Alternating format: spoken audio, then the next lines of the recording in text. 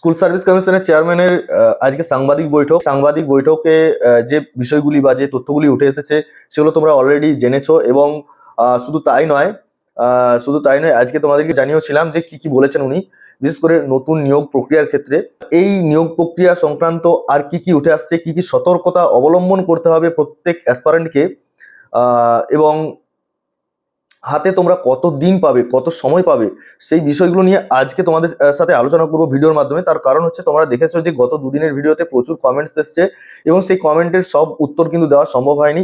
তাই চেষ্টা করছি যে আজকের ভিডিওর মাধ্যমে বিস্তারিত তথ্যগুলো তাদের সাথে শেয়ার করার। আমি একদম নোট করে নিয়েছি যাতে করে ভিডিওতে সঠিক বিষয়গুলোকে তুলে ধরতে পারি।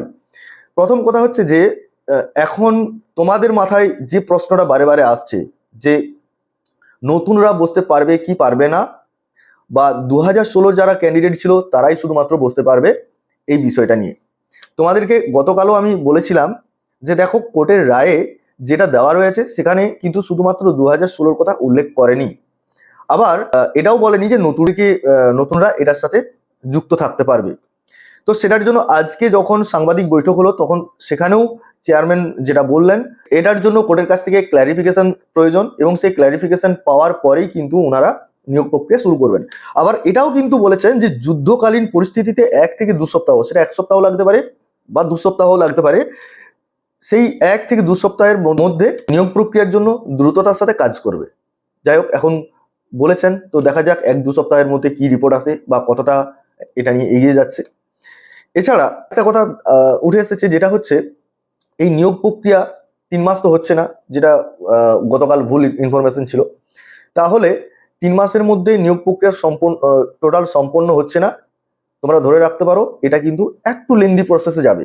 সেটা 3 মাসের জায়গায় 5 মাস হতে পারে, কিংবা 6 মাস হতে পারে, কিংবা 4 মাসও হতে পারে, 4 থেকে 5 মাসও হতে পারে। আমি একটা আনুমানিক বললাম, যদি কাজটা যুদ্ধকালীন তৎপরতায় যদি হয় তবেই। এরপর একটা বিষয় উঠে আসছে যে কোন কোন পোস্টগুলো থাকবে, যে 9-10 থাকবে না 11-12 থাকবে না group C group D upper primary, কোনটা থাকবে না একত্রিতভাবে সমস্ত কিছুই একসাথে নিয়োগ প্রক্রিয়া এগিয়ে নিয়ে যাবে। এই বিষয়গুলো কোর্টের কাছ থেকে ক্ল্যারিফিকেশন পাওয়ার পরে সেই বিষয়গুলো বোঝা যাবে।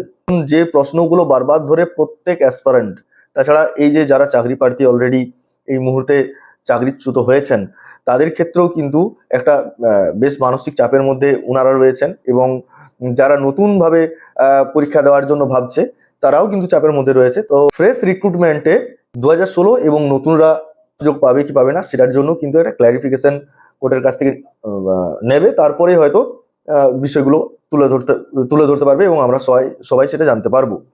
এখন যারা 2016 প্রার্থী যারা রয়েছে, যারা অলরেডি হয়তো আগের বারে প্যানেলে নাম আসেনি, তাদের তো একটা বেশ বড় সুযোগ, এবং এই সুযোগকে কাজে লাগানোর জন্য তাদেরকে তো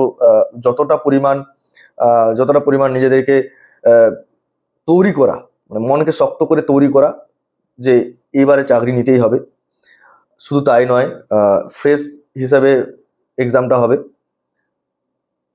ভ্যাকেন্সি রাজ্য সরকারের উচিত একটু বেশি করে ভ্যাকেন্সি রাখা, কারণ 1 লক্ষ ভ্যাকেন্সি রয়েছে এবং সেই 1 লক্ষের মধ্যে যতটা পরিমাণ ভ্যাকেন্সি পূরণ করা যায় সেটার দিকে লক্ষ্য রাখতে হবে। তার কারণ হচ্ছে 26,000-এর মধ্যে যেমন 21,000 যারা রয়েছেন, সেই 21,000 তারাও বসবেন এবং তারাও তাদের প্রাণপণে সেই চাকরি পাওয়ার জন্য ঝাঁপিয়ে পড়বেন। তো ভ্যাকেন্সি যেন অনেক বেশি থাকে, 30 থেকে 40,000 তো ভ্যাকেন্সি প্রয়োজন, বরং তার থেকেও বেশি, এবং সেটা কমিশনের ঠিক করা উচিত।